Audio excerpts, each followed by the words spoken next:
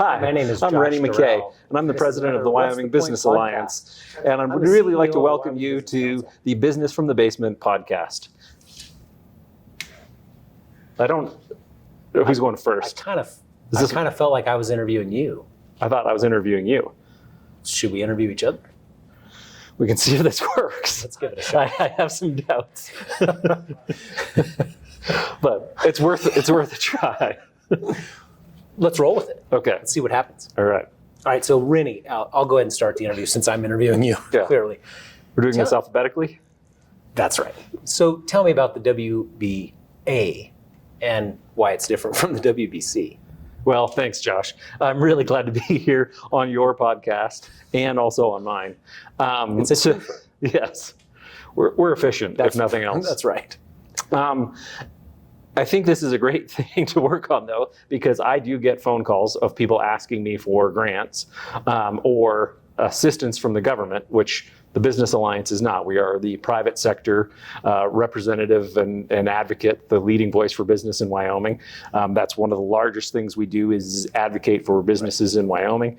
And we do not give out any grants. So I think the great thing, though, you forward is them to us? I do just Thank you. hit send. Well, I mean, that's good because that is one of our mechanisms, is the funding mechanisms that we have. But we're a little bit different in that we have a policy arm, a funding arm, and really what we're trying to do is create the environment in which your members can thrive. And so sometimes that means working on elements of the economy that your members shouldn't have to worry about. Exactly. And I've come to explain it very easily is that what the Wyoming Business Alliance does is we try to help our members grow. And so we've got 280 members in Wyoming right now. And so ideally, we're trying to identify policies or an agenda that is pro-business, that helps growth, and that helps the economy. Yep. And you're doing that same thing, I think, from a different angle. Yeah, I think it just looking at it from a different lens. But at the same time, if we don't work together, that doesn't make a lot of sense because the policies that we want to enact or the funding mechanisms that we want to use, if they're not helpful for your constituents or your audience, what's the point, right? So for us, there's got to be a lot of work together on that. And frankly, so far there has been. So it's been fantastic. And you've been in the role how many months? I started on April 1st. So it's not been very long so far. Yeah. But, I think that I was so fortunate to have worked with you in my previous job. Yep. And then I think I'm fortunate that you are at the head of the Business Council and you come out of the private sector. So you've got that same lens of a member of the Wyoming Business Alliance and what it's like to work with us. Yep. and how we best help each other. Right. Yeah, I think there's that. And really in Wyoming, we need to think less about, oh gosh, there's an overlap and this is a problem, because there are a lot more gaps than there are overlaps. And I think we need to kind of work on where there is an overlap and just make it really efficient. And so to me, understanding what each of our groups do and how we're really working toward the same goal, which is to make Wyoming a place where your business can thrive, I think is a really key element. And we should overlap in a lot of ways, but not in all. Course. How do you identify the ways that we need to make changes or how do we do better as the business community or the state to help businesses thrive more? So the way I've kind of come to it, so when I very first started, I thought, gosh, it's going to be about recruiting, it's going to be about bringing more companies to Wyoming, and really that's really what we're going to be focused on. And what I quickly learned is that that's sort of the icing on the cake. And instead, really understanding how do our communities have the things that are most useful to business and really make it a place where businesses want to expand and grow and maybe relocate from time to time. But for the most part, how do we help our existing businesses? And it starts at the community level. So if you think about things like housing, workforce, availability of power, all of those things make it easier or harder for a business to thrive. So we're looking at it from how do we enact policy that make it easy for housing developments to happen? How do we really look at what's stopping growth in a community? And that could be, again, we don't know what it is. And some people will say, well, gosh, are you getting out of your lane? Or what is your lane? And my lane really is whatever is stopping economic growth in a community. And if you look at what communities can do and will do to help themselves grow, that's really where we want to be, kind of right at the table, helping them understand what's stopping them and understand what policies or investments they need to make to get them out of that. And then I think that one of the great partnerships is that we can fact check that with you, with the members of the Wyoming Business Alliance, to do outreach into different sectors of the economy and different industries, and see if what you're finding, sometimes looking at macro policies, are really impacting at the micro level, that specific business or industry or cluster. And then we can advocate and lobby, and you can't. That's correct. And so along those lines, I mean, what are your members saying about, the ability to grow and thrive in Wyoming? What are some of the things that you're hearing from them? Yeah, so since I took over, it was an easy conversation. It was workforce. And, you and I have looked at some of the same data. Right now, we have 10,000 more jobs in Wyoming than there are workers. Yeah. And that's everybody who's working and everybody who's looking for a job. The delta after that is still 10,000 jobs. So the job creators, the business sector, are creating jobs really well right now in Wyoming, and continue to grow month over month. But it's so hard to find people and find people with the right skill set right now. Right. And I think we're lucky in Wyoming because we kind of all know each other, and we know who to, we're within one or two calls of somebody that needs to make some decisions. And so we have our community college system, some of the trade schools that are going on, as well as the university kind of cranking out potential employees and that workforce, and kind of coordinating all of that. It's a challenge, but I think there's starting to be those things in place to make that happen. Yeah, I see that this isn't necessarily we have to go create a new government program or anything like that. The Department of Workforce Services has some really good programs to help with internships. Yep. It's sometimes helping the businesses know that those programs are there, or helping with the relationship. Yep. And, I think we see that too, right? Some of the community colleges are hitting it out of the park with a certain industry, right. And that's really successful. And in other places, we can continue to do better and just have more conversations. So it's, again, where you and I wouldn't say overlap, but we can help work together. Yeah, I think that's the right place to overlap. Is how are things that are really happening on the ground in the private industry really being taken as government programs are there, and how do we tweak those so that they make the most sense? And again, I think we can both appreciate that not just in Wyoming, but every government needs to be as small as possible and no bigger.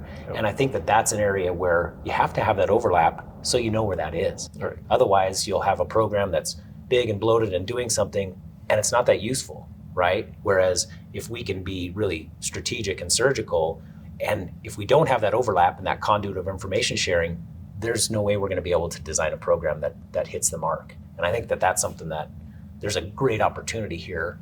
And it's something that we've been fortunate to have over the years, I think, as well. You've been at the helm for 4 years? 4 plus? 4 plus, yeah. What have you learned about Wyoming that surprised you? That's a good question. I think what I've learned is that there's a lot of people who have kind of the same vision, and they might come about it in different ways. But really, everyone in Wyoming that I've talked with is really focused on how do we create opportunities for future generations, which happens to be like the purpose of the Business Council, is to create an environment where future generations can have opportunity. And so when you talk with folks, everybody wants that, right? They understand that we send out our greatest asset, which is our youth, or our very educated youth, and they all kind of agree on that one thing, that we want to do that. What I'm starting to come around to more is that the communities in Wyoming are full of people who really want to figure out how to do that, and they're working super hard, but they're also, frankly, wearing a lot of hats, right? And so I've heard this I've already said it a few times, but I've heard this where that group is doing that, nobody else needs to do it. And frankly, that's a misnomer. We don't have enough people in that one group to solve the big problems that we face. And so I think we're going to have to kind of create a dog pile in some cases and really work on big problems together and not think, oh, that group has it and it's taken care of. I think we're going to have to really kind of focus resources more. And so that's something I've learned that I didn't know going into it. I thought, oh, well, that group does this and this group over here does that and this group, and naturally those silos occur. And I thought it was an okay thing. And now I realize that the problems are probably much more foundational and bigger than any one group could actually solve on their own. So I think that's been a really good thing to learn. Which is probably very valuable as the Business Alliance and the Business Council go forward together. I think that's true. And if you think about all of the different entities that have a very similar stake in the game, there are a bunch of us. And if you kind of get us all stacked up and bring our different perspectives, then I think we're going to be able to solve some of the foundational problems that we have.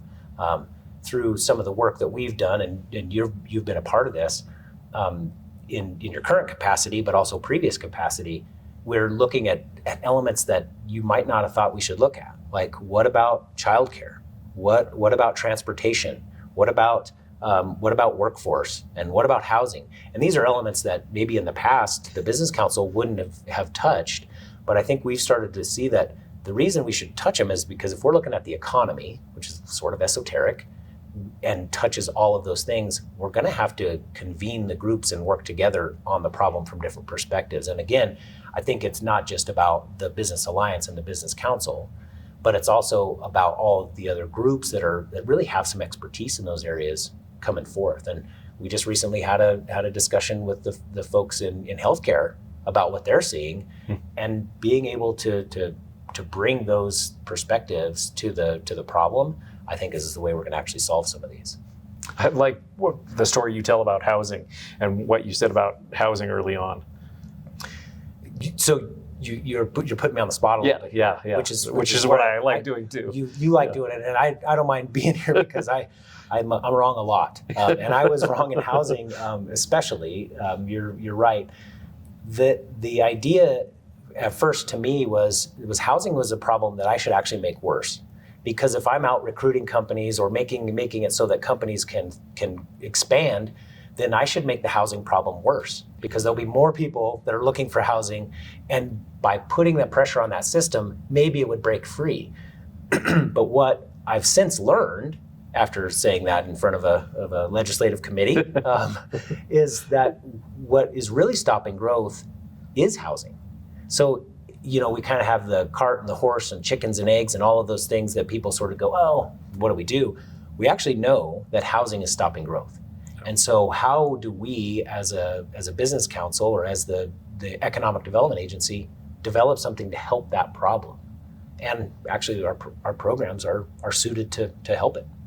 Yeah, that's great, because I think, again, you almost get very quickly to another area where the council and the alliance have work together, but in different ways. And so you've got grant money that can go out to help with infrastructure that could bring down the cost of a housing development. Yeah.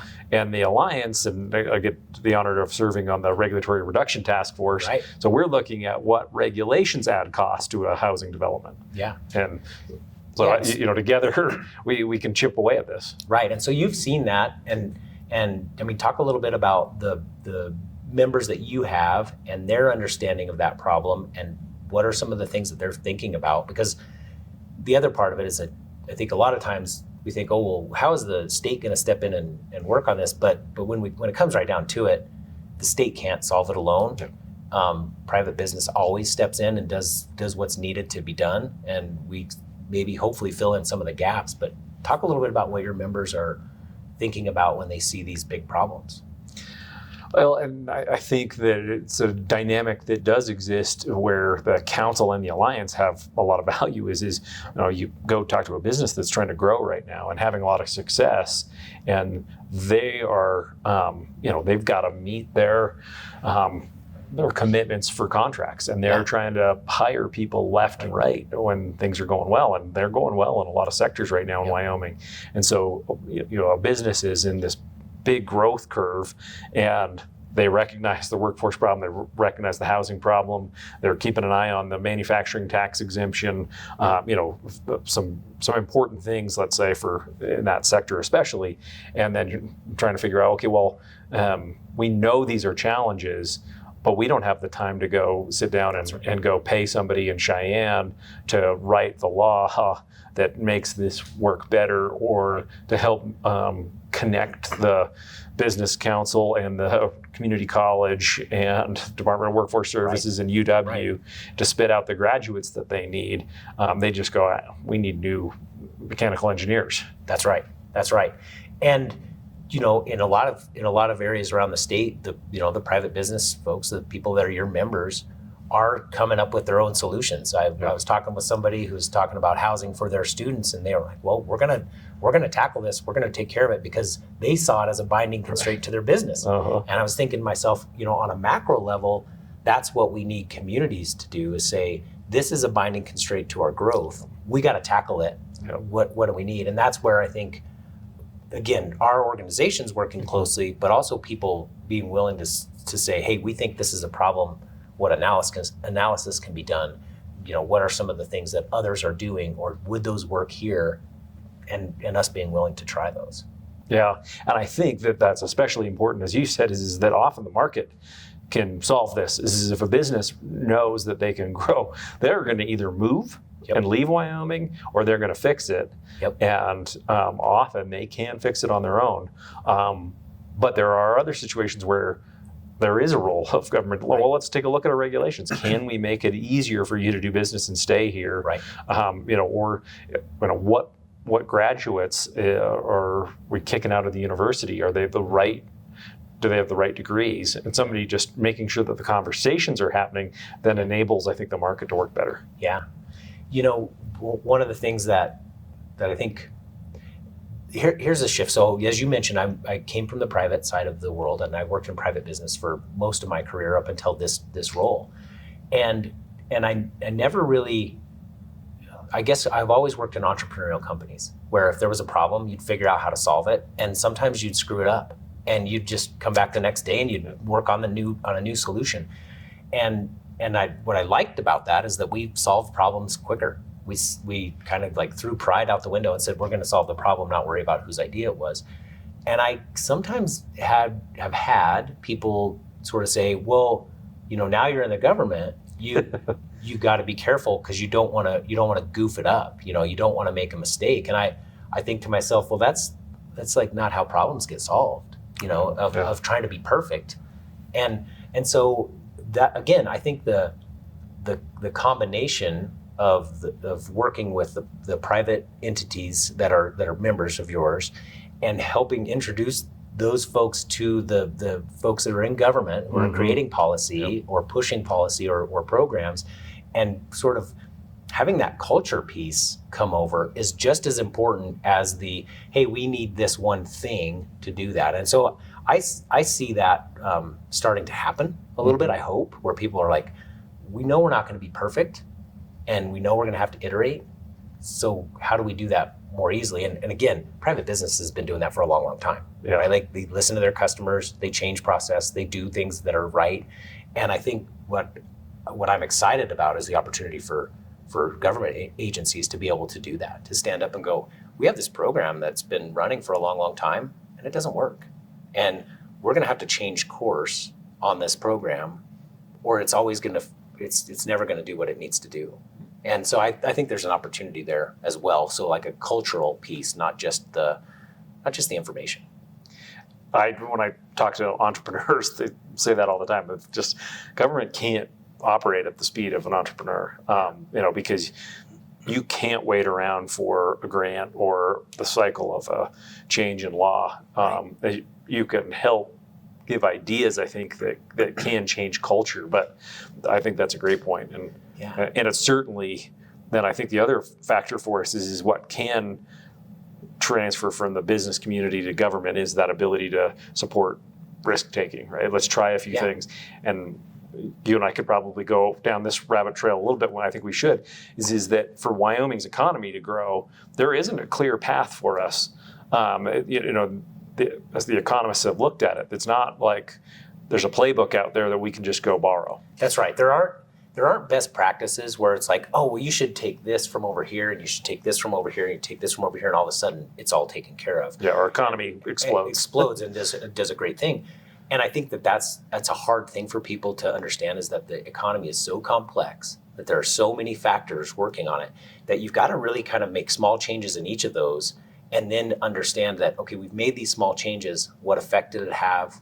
What can we do to make it a little bit better? But it's those cycles that are more important than the big efforts. And I think when you were talking about speed of business versus the speed of government or speed of law, I think there's some area in there where I know the Business Council has made some big time changes to its programs, and we haven't had to use the statutes to do it, because the programs are structured in a way where there's obviously statutes and there are rules, but at the same time, there's a level of discretion to say, we need to go in this direction, and we have decisions that we can make within that. So, for example, and you were part of this, like, we said no to a lot of projects in my first few years because they weren't going to change the course of the economy.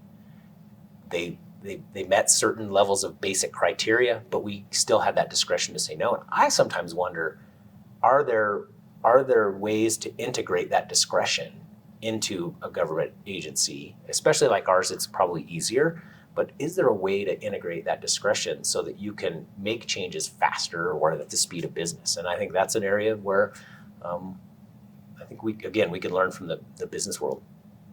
How do you talk, though, about some people will say it's not the government's role to give out grants. Mm-hmm. And I think you understand that very well, right? Of having come out of the private sector, of that's an area to be really careful with. But, I think you've got to figure that out as the state moves forward. Does a grant program that benefits a business over another one, is that the right model? Yeah. Well, I think the short answer is it's the model we have. And it's, in some ways, it's the game that's being played across the United States. So we're in we are in competition with other states. As you mentioned, their businesses are every day making decisions about how do they keep their business healthy, how do they keep their business growing.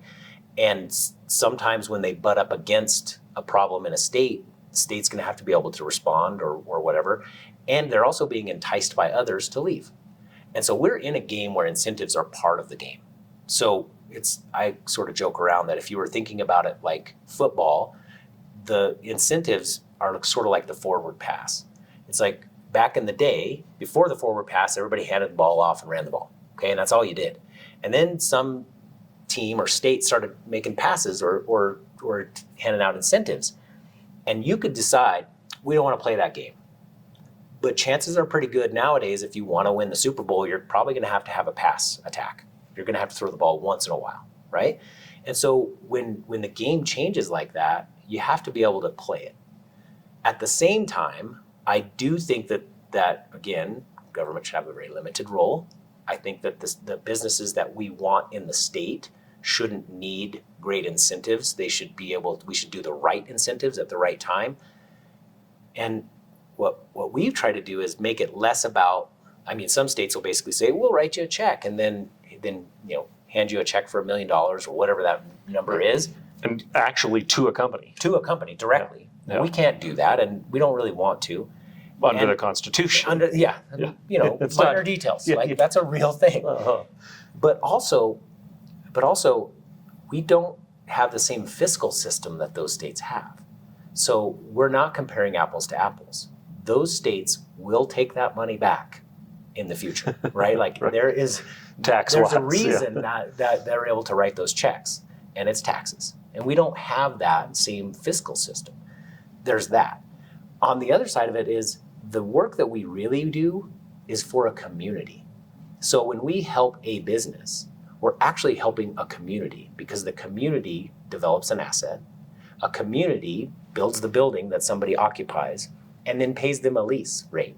So, and brings in hundreds of workers and their families and helps the community grow. So our game and calculus is different than other states. And it's maybe one of my favorite things to talk with businesses about when they say, well, XYZ state, Texas, is going to give us a bunch of money to move here. And I say, okay, well, let's sit down and walk through it and help you understand what we can do to help you and what we won't do to help you. And here are some other things that we won't do that will help you in the later. And I mean, taxes are an issue there. Yeah, and that's an area we work on. Obviously, is making sure that we've got a good tax base or a fair tax base across industries, and certainly, we want to keep that advantage in Wyoming for our businesses because that helps them grow. So the alliance helps its members by making sure we keep taxes low, so that does help them grow. But they're here, that as you have that conversation with somebody who's looking at 4 different states for where they want to be because they know they want to work in the West. Right. That becomes again part of their, let's call it their business calculus, right? And so I would bet though, if you talk to your members, that they're going to give you a list of things. You mentioned workforce is a constraint for them, and somewhere in that mix are going to be taxes. Right. But what we've found as we recruited companies, taxes are not as big of a deal to them as things like availability of workforce. Can I get things done in the state? How connected could I be in this state versus other states? I'll give you an example, and you probably know this one better. There was a company that we were working with. They said, look, during a time when businesses were being shut down and we weren't sure if we could operate because of COVID, we reached out to all of our, the folks in our city, the folks in our county, the folks at our state level, never got a call back. And we were sort of like shocked and amazed because in Wyoming, you can get a call back. You can meet with the people you need to meet with, and chances are pretty good you know somebody who knows that person firsthand. And so that type of thing tends to be super, super powerful for these companies. I guess what I was wondering from you is you've been around the state and seen some clustering, right? Yep. How is that helping your members when they've got other businesses, helping and or hurting them when we were just up in Sheridan together, right? And you could see a little bit of a manufacturing cluster there. Yep. Talk a little bit about how that's helping your members. Yeah, and I think that was an area of growth, right? Is some people assumed if you're bringing in another manufacturer, it could actually be a threat to them. But when you see that grow, ultimately, everybody's risen a little bit. You've got a great cluster around Cheyenne too with the data centers, and that goes back to EchoStar, and then so you've got several of those businesses that are now growing off of each other, and I think what they found is that there's more expertise around, so that they can be more successful, and that they are more powerful together. And too, if you need to go advocate for something or try to bring in the service providers too for you, is that there's a lot more to do, and the competition all helps. So I think the proof's been in the pudding for a lot of the Business Alliance members is that the manufacturing sector in Sheridan has grown. Those folks who are there now are stronger now than they've ever been. And even though they're not the only game in town, right? Or games, maybe a couple, Right. So you mentioned in workforce, it seems like it would be an immediate, like a scarcity thing, but what it does is it creates more opportunities. Yeah. And then in terms of policy, it can also buoy that because you don't have to have just one person, that's sort of saying, hey, this is a problem for us. You have a group or a coalition of similar folks. Are there other areas where having multiple businesses have helped your members? Yeah, and I'm still getting to know all of them to have those conversations. But the folks who are in the industry certainly feel a lot more secure about it, especially as they've gone through it. So I think we now have an opportunity too to talk, have them be a voice to say, no, don't worry about bringing in the next company in this sector. And the other thing I think you could see a little bit of too is that it helps them hone so they may fill a niche. So when we were in Sheridan together, it was really uplifting to talk to all those different businesses up there because they're doing great things. Right. They're growing, they're innovating. You've just got people who are really sharp, problem solving for their company, developing new markets. We were in Cody and talked to YTEX up there who do the tags for cattle. They're developing new markets, and as they continue to innovate. So, this is happening all over the place. And I think part of that happens too, where you find your lane or you find multiple lanes and you get stronger. So there's a differentiation between those two companies. So the Business Alliance members, I think that if they sharpen each other up a little bit and help each other to find that. I was surprised at how few of them actually ended up competing for workers. Right. They actually, because their lane would be unique enough that they might be able to train somebody and cross-train, but they were mostly had enough of a difference that the people they wanted were going to be different enough from their competitor or the person next door to them too. Yeah, and I also heard that, sometimes they would hire someone and they would realize that maybe that person didn't fully fit the way their business ran or the type of business that they did, and they might fit somewhere else. And so they would have this mobility between their companies where it was like, well, we thought this person would really thrive here, but it turns out they're probably going to thrive over there better. And they moved over and they were able to stay in the state. They were able to find a company that fit them better. And, you mentioned something I think is super important, and it doesn't kind of get enough play. And it's just like a mindset, right? The difference between scarcity and abundance. When you have people who have kind of gone through it, and they could say, I know how it feels right now, but it's going to be okay, and it's actually going to be better. That's a big shift that we sort of like gloss over, like it's not a big deal. It's a big deal. Yeah. And I think those businesses that you're mentioning that have gone through that and can say, no, it actually works out better. That's a good thing to kind of get the message out. And I was also going to ask you about young people and opportunities, and how do we continue to foster the knowledge of the Wyoming companies and the cool things that they're doing to the young people who maybe are saying to themselves, "Oh gosh, I've got to leave to get this big opportunity." When you and I know that all over the state are like really amazing companies doing some super cool things, and sometimes young people just don't know about it. Right. Yeah, I think that is such a challenge for us to do. I worked for Governor Matt Mead and was researching a speech for him, and I read his grandfather's. His grandfather was also governor, and I read his grandfather's State of the State in the 50s, and he talked about how we needed to keep our young people. And so, then fast forward to 60 years later, his grandson is in office and he's still dealing with that same issue. So we really haven't got there yet. So that we have to continue to probably change how we focus on this, because I think we're going to lose young people. Yep. So it is a little bit about, what do you do to bring them back? And I think part of it is that we are giving our kids a really good education. We certainly invest a lot in it as a state in K through 12 and at the University of Wyoming. Right. And so, sometimes they're getting trained where they either think they can't work in Wyoming or they can't.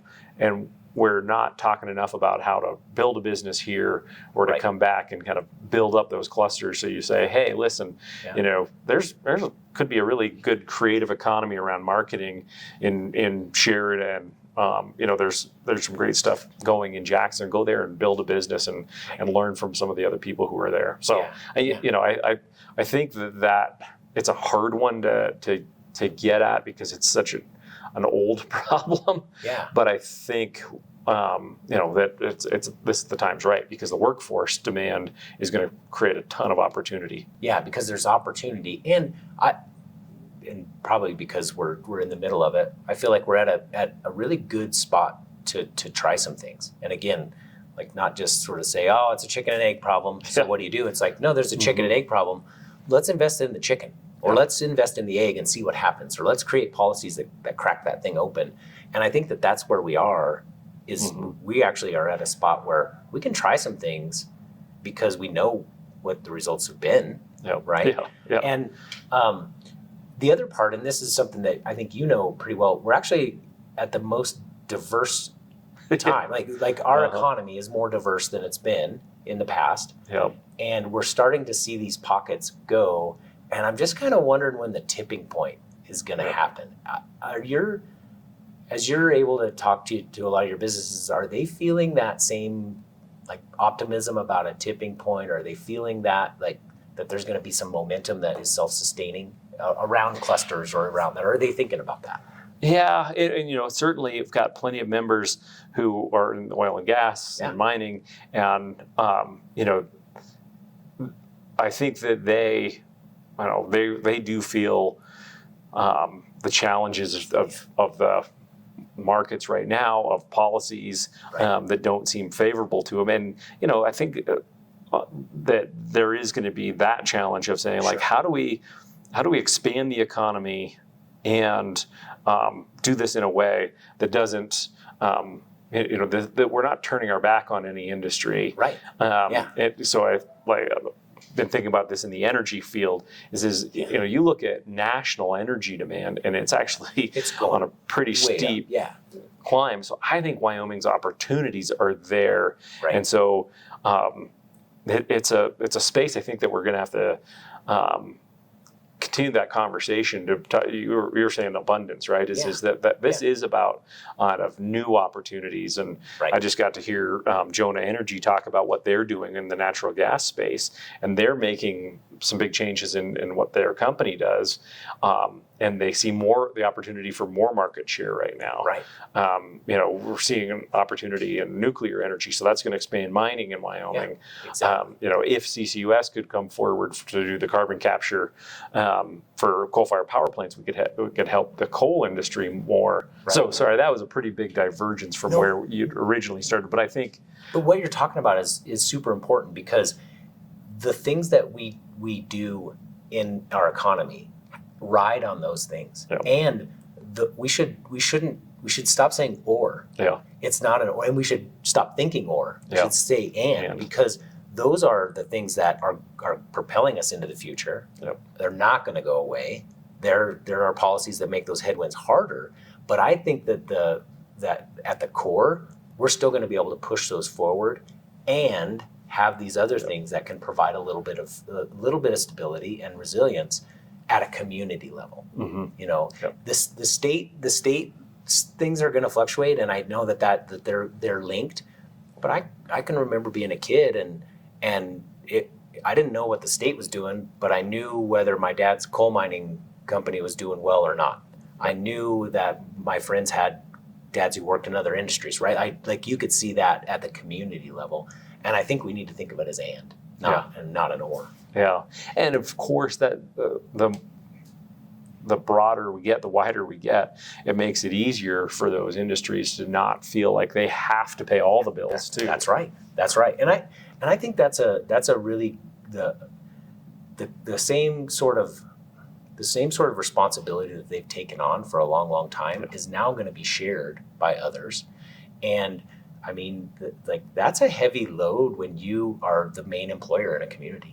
But when you can share that with others and know that those folks, that maybe there's a downturn and you got to make some hard decisions, and to know that those folks can stay in the community, keep the community strong, and be a workforce for these 10,000 jobs that are out there, that's a really good thing. And I think it just helps everybody to be in that, rather than being like, we're the one. And if we have to lay off or we have to shrink a little bit, that's a heavy load on the community. That's a lot to carry. Yeah. And I think about it for, the business alliances, is that those folks have really carried the load and done a lot for the alliance over the years. And, we're so thankful for it. But boy, we feel it then when there's a downturn. Right. And so those impacts are so broad. It's, I get excited when something happens, like somebody who's been in manufacturing for oil and gas all of a sudden pivots and does manufacturing in a new sector. You're starting to hear that. Glenrock had a company that did that pivot, and so there's there's a lot of know-how in Wyoming, and that grit and ingenuity is pretty powerful. Yeah, absolutely. So I guess as you look at, and as your members look forward, what are some of the big things that they see that are, going to be opportunities or challenges that they're facing? Yeah, we've certainly had a lot of discussion about, what happens with some of these new big projects, and that's got everybody excited, right? Because when you are in business, when a new company is coming to town or expanding, you understand that that's going to ripple out across the economy. Yep. So there's a lot of excitement about what's happening with nuclear power, rare earth, and the critical minerals. I think people are really excited about data centers. People are really excited about that too, down in the southeast part of the state. So I think there's several examples of that where there are some new emerging industries, and you and I think when we can get into our data nerd phase, are really excited about that, because you've got rare earth companies that are doing business in counties that aren't traditional mining counties, and so that's going to help them be stronger and bring in new revenue as well as jobs. Some of that's happening with nuclear energy too. Yep. So I think there's a lot of excitement in the Wyoming Business Alliance members to kind of see what's happening. We've got plenty of manufacturing members who are just excited to see the whole industry expanding here. Yeah. So you have, I don't know, we can cut this out if you don't want to talk about it, but I'm guessing you might. We have the forum coming up here in a few, I guess it's a couple months, or about 2.5 months. Yeah. So that means that your next meeting is probably to continue to plan on that. But tell me a little bit about what your focus might be, or what you're thinking about, and kind of how you're going to bring everybody together, because it's a premier event. It is where conversations are had that don't get to be had everywhere else. I think you get to bring a lot of people to the table and share their views and thoughts, as well as the hallway conversations that happen there. It's a really big deal for the state. So tell me a little bit about the forum as it's approaching. Great. And again, I do see the sweat beating up on your forehead. Yeah, exactly. So. Yeah, so it's a big lift to plan that event, and this will be the first one that I'm president to host as the Business Alliance and the Heritage Foundation. So there's some perspiration that grows if we talk about it too much. But thanks for offering the part that I'm excited about, and that is the theme and the opportunity of it, because it means a lot to me to hear how many people are excited about it, and definitely talking to members who are already telling me, I can't wait to be there. Yeah. We're going to have the theme this year be Wyoming on the Move, so we really do want to focus on the things that are happening right now that are transformational, and so mention some of the industries and areas that are providing that. Certainly there's going to be some conversation about the areas where maybe we're not moving in the right direction. Mm-hmm. So workforce and housing are a couple of conversations we want to talk about how important it is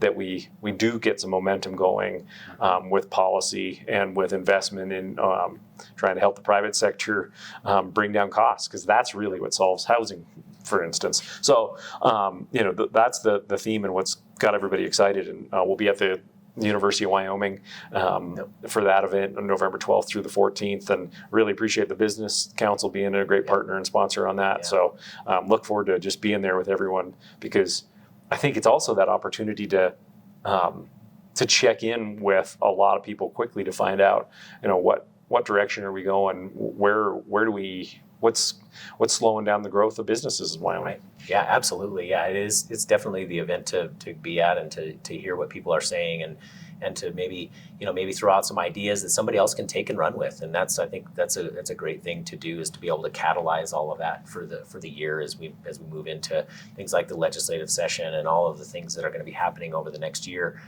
As you mentioned, things like workforce and housing, and trying to figure out the right levers to pull in those is going to be a topic of discussion, and I think there's going to be a lot of good debate and a lot of good ideas come out of that. So I'm looking forward to it. I know for sure. You've got some exciting stuff going on too in September with your next board meeting. A great conversation about young people, right, and young professionals. Yeah, thanks. Our board meeting coming up in September, so the 10th and 11th. It's actually here in Laramie, and we're going to be sitting down on the 10th with a number of University of Wyoming students and talking about their futures and talking about what they see in their future and how Wyoming could be in their future or why Wyoming may not be in their future, and really kind of dig into that. As I mentioned early on, the common theme of Wyomingites is that we want to make Wyoming a really great place for future generations. And that's what's in our heart, and we want that to happen. But we don't always ask the future generations as much about what they might want to see or what's attracting them other places and what's on their mind. And as much as I'd like to pretend I was still college age and cool enough to hang with those folks, I'm not. And it's pretty easy to get out of that mindset. And so we're going to sit down. We're going to have a panel with those folks. We're going to gather a whole bunch of data beforehand and show some of that data, show some of the data for people like me who think they know what's going on, and then show people that are in the college age and really kind of show those differences and talk about them. Because again, I don't think it's so much that we have to completely say that is the only thing we should do, but I think it has to be part of our analysis, and it has to be part of the policy building and investments that we make, so that we can have a place that Wyoming, creates a place where they want to be. And again, I think it's a pretty exciting opportunity to do that. And I always joke around that I think folks have heard a lot from old folks like us, and maybe need to hear a little bit from the young folks about what they care about.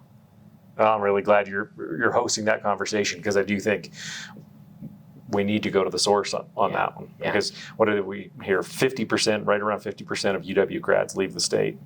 Yeah, it's a big percentage. And then by the time you're in your 30s, 65% of people who are born in Wyoming leave, and they don't come back like we think they should. Yeah. So again, developing policies, and the funny thing is that we're gonna bring a whole bunch of hopefully, by making our communities places that the youth want to be, we're going to bring in a whole bunch of different know-how from other states, and that's part of, I think, what's going to make a really strong economy overall. And so kind of going to the source is the key to that. Yeah. Awesome. So Renny, I gotta say, I'm a little disappointed in this interview, and it's not your skills in an interviewer. It's not hard to make me talk, but you did a really good job of that. But I thought we would joke around way more. I had like 100 dad jokes queued up for this, and I know you did too. None of them were going to be funny, but what do you think? Yeah, I did think that knowing you and knowing myself, I did think we were probably going to get off topic a lot more. What the heck happened? You know what I think it means? I think we actually, one, love our jobs, and two, really actually kind of care about it. And we realize that we don't want any of those really not very good jokes to be on video. Yeah, that's once you hit record, all the bad jokes, you give it a little extra filter. There's or something. A good filter there. Yeah. So sometime off mic, we'll have to invite people to like a Josh and Renny like coffee hour or something like that, and we'll just tell bad jokes. How many people do you think will show up for that? Okay, so you and I should play in coffee and tell bad jokes. Let's do that. To each other, and we'll invite everybody, but it'll just be you and me. It's a date. Yeah, cool. How do you usually end your podcast? I usually thank the guest, but since wait. Yeah. Who's interviewing? Right. So thank you, Renny. Should we do it on 3? Okay. 1, 2, 3. Thank you, Josh.